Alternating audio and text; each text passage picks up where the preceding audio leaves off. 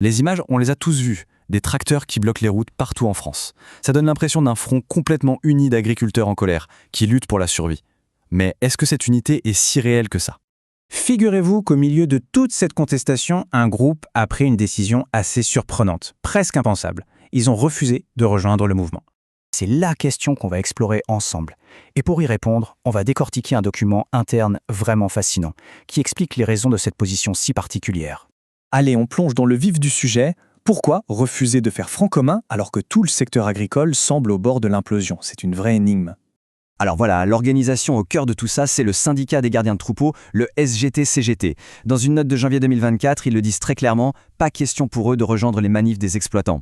Et attention, ils insistent bien là-dessus, ce n'est pas juste une posture, c'est le résultat d'une analyse profonde et très cohérente.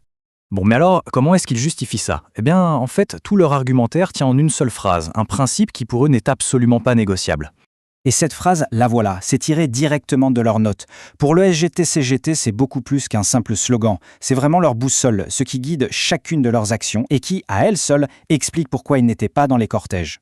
Ok, mais concrètement, dans le monde agricole, ça veut dire quoi? Pour le comprendre, il faut regarder le secteur à travers leur grille de lecture, et c'est celle de la lutte des classes. Selon leur analyse, les exploitants agricoles, même les plus en difficulté, appartiennent à ce qu'ils appellent la petite bourgeoisie. Ils précisent bien, attention, ce n'est pas une insulte, c'est juste un terme technique pour désigner celles et ceux qui possèdent leur capital, leurs outils de production. Et c'est là que la distinction devient fondamentale.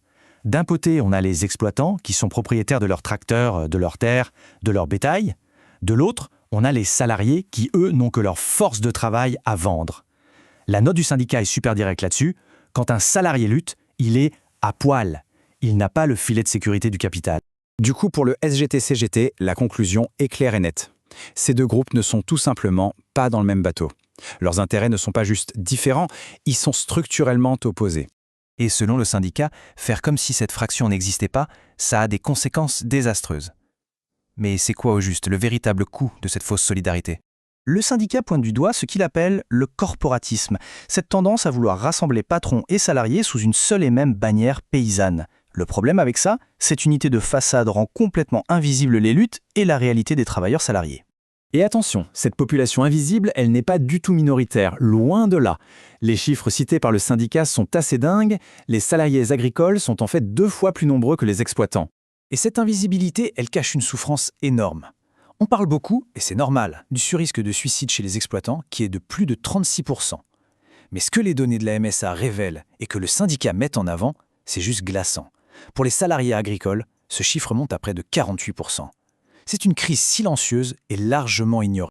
Et derrière cette crise silencieuse, il y a des problèmes très concrets.